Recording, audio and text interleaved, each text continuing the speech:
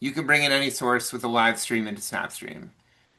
Now, everyone's system set up differently. You might only have access to record TV right now. So if you don't have a plan that includes web streams, just talk to us, contact us. We'll talk to you about different options for that and let you try it out. We'll figure it out so that you can test out bringing different streams into SnapStream. Brendan will go into more detail later about how to do it, but this is the screen. I'm going to switch over here to SnapStream and just show you really quickly how you do it. So over here, we'll go over to the Streams tab, click on Streams, and then this is where you can bring in custom streams. So if I click on Add Custom Stream, um, there are two types of streams that we can bring into SnapStream, RTMP and HLS.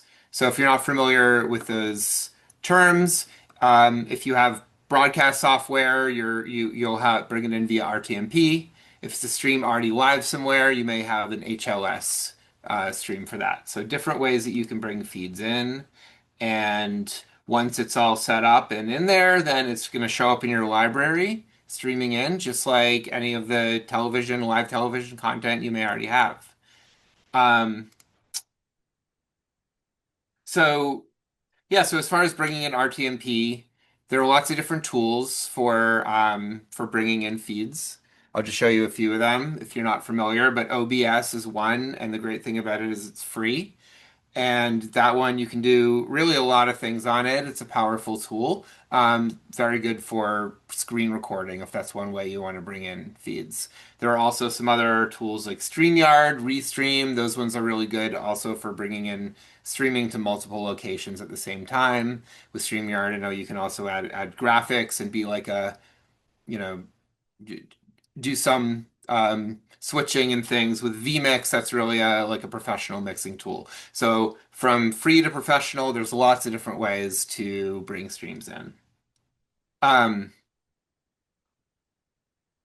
Now, many of you, if you work for a news organization, may already have a Reuters subscription. If you do have a Reuters subscription, there's a super easy way to push to Reuters where you don't even need any of those tools or additional software that I showed you. So I'm gonna show you how to do that. So if I go here to Reuters, this is Reuters Connect, and if you have an access to Reuters, if you have a subscription, you're able to log in and see that they can feed up to 6 simultaneous streams here. Now, the thing about these streams is that there's really not a great way for searching within the transcript, seeing the transcript. There is some clipping, but and it may not stay in the system that long. I think it may expire after a few days. So if you're able to bring this in SnapStream, you can do all the things you currently do with TV and something like a Reuters feed. And it's really simple to do. You can go into settings and you add the RTMP, and then you basically just push it, and you'll have SnapStream as a destination. You submit that, and then that stream will start streaming into SnapStream. So I'll show you a little bit what that looks like. This is some Reuters feeds we have coming in. And here, I will show you something that has maybe some talking here, some transcript. And you can see here's a press conference. It has what you're familiar with, a live transcript. Now you can search, you can clip, you can share, you can do all the great things with Reuters feeds here in SnapStream. And if it's Um, live but doesn't have audio or a speaker yet, it will show as blank transcript. But as soon as people start talking, it picks it up and will look exactly like this.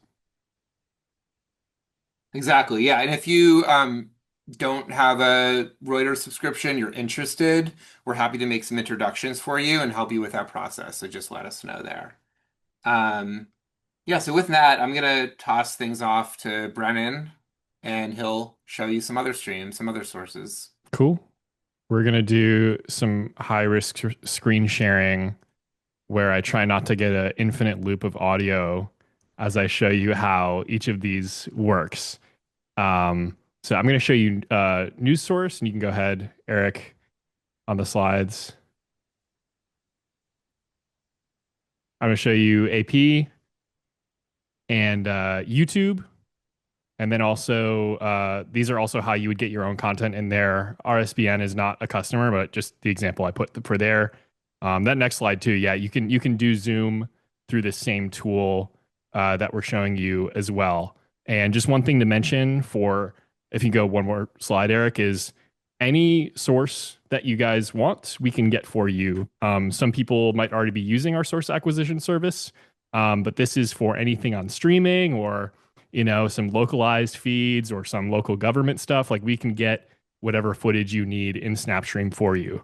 So here I can take over sharing here now, Eric.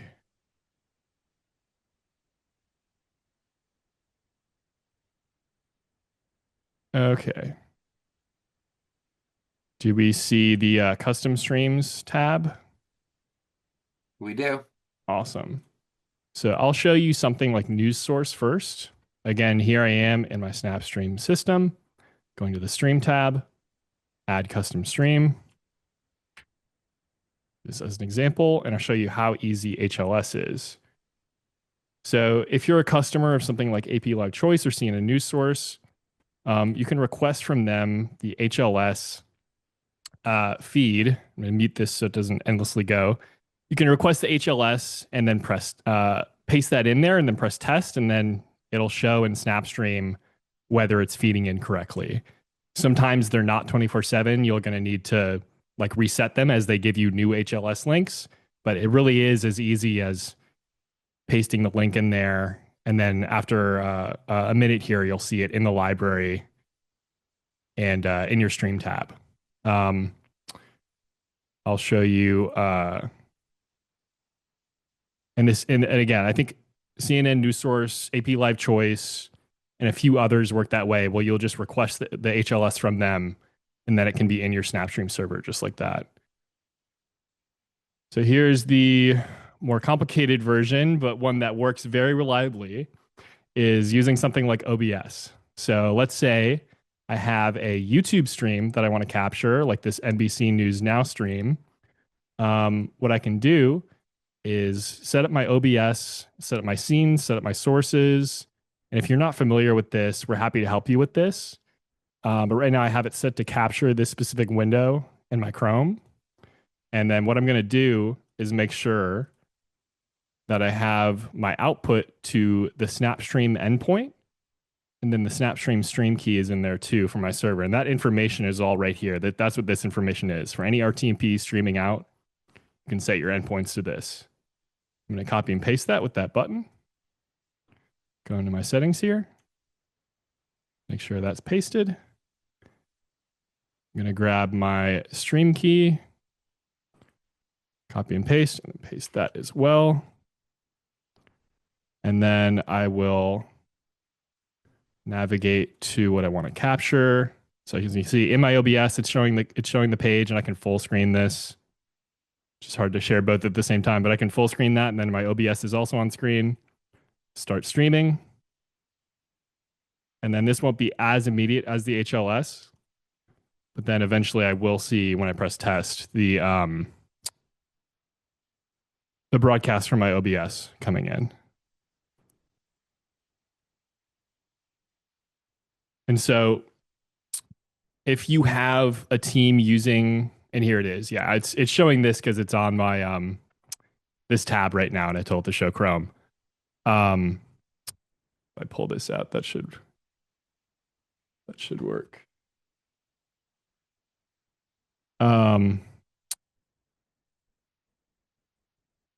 For teams that are using vMix or some other software, Restream, etc., we have some customers who will stream their own shows like this, where you'll go to your control team, and then through their broadcast setup, like Ramsey Financial is an example, their AV team will send this to their YouTube when they're live streaming, and then also to SnapStream so their team can clip it.